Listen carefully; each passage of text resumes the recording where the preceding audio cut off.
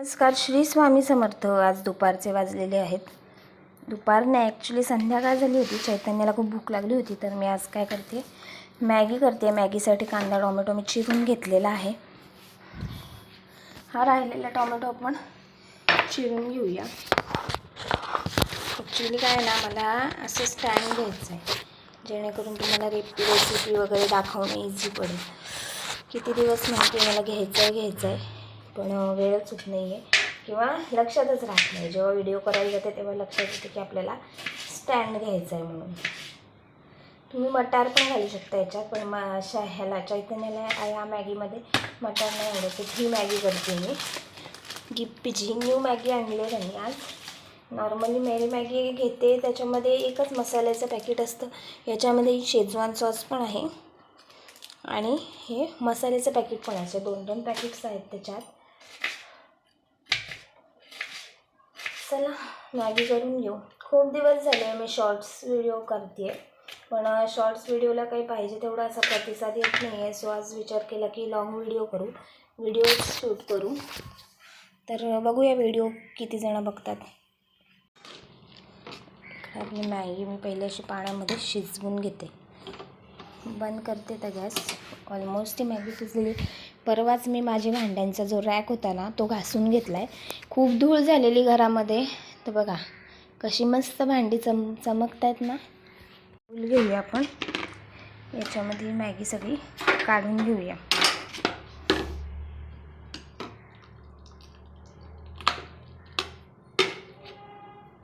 आज सकाळीच न्यूज ऐकली की अजित पवार यांचं खूप दुःखद असं निधन झालेलं आहे.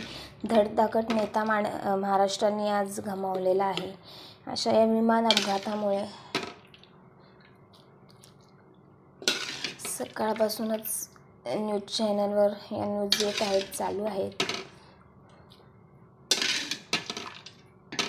ठीक आहे, वयस्कर असला माणूस तर काही वाटत नाही. असा धडधाकट माणूस अचानक असा निघून जातो, मनाला खूप चटका लावणार हे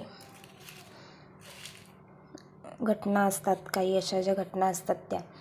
म्हणून माणसाच्या आयुष्याचा हल्ली काही भरोसा राहिला नाही आहे. कोणाचा आयुष्यातला कुठला क्षण हा शेवटचा असेल सांगू शकत नाही. त्यामुळे जे आहे, संध्याकाळ झाली, मस्त असं सूर्योदयाचा सनसेट पॉईंट म्हणता येईल.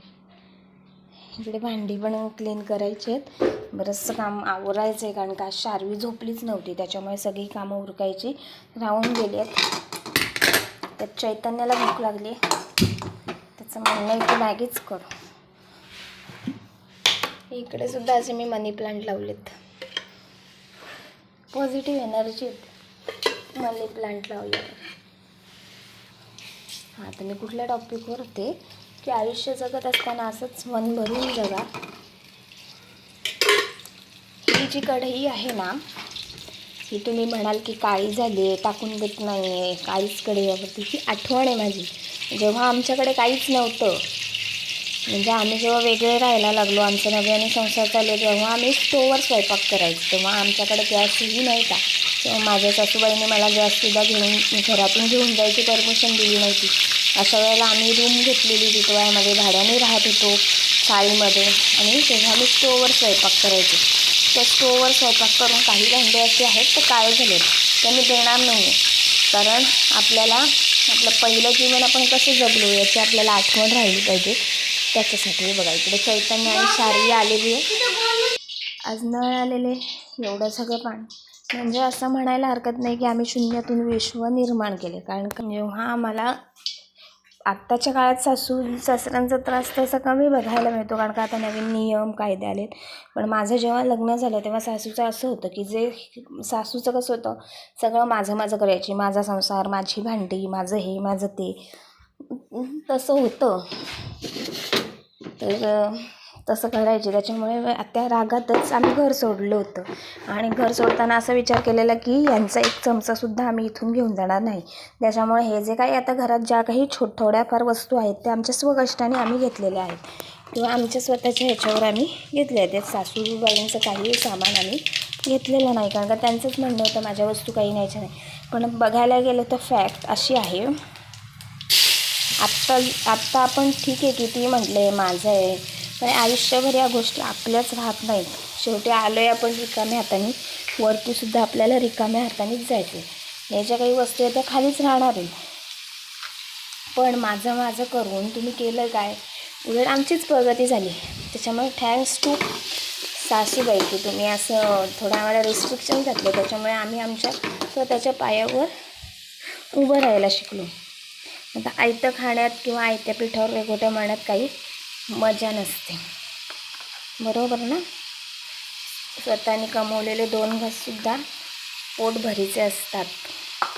दुसऱ्याने किती कमवून आयतं जेवायला घालू दे तरी त्याचा काही फायदा नसतो.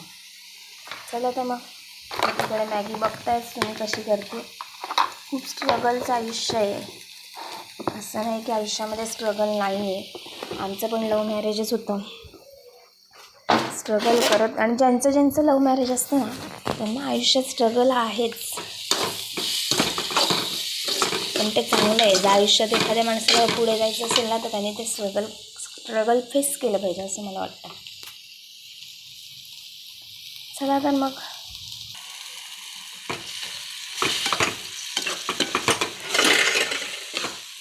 मॅगी घालून घेतली. मॅगी मसाला मग शेजवान घालायचं आणि याच्यात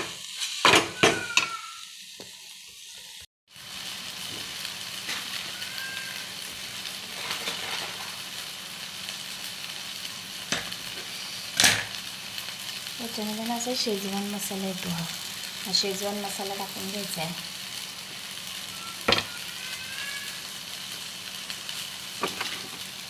त्याच्यानंतर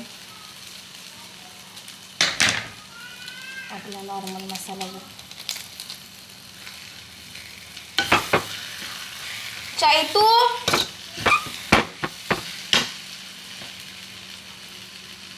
चैतन्याला बोलूया खाण्यासाठी.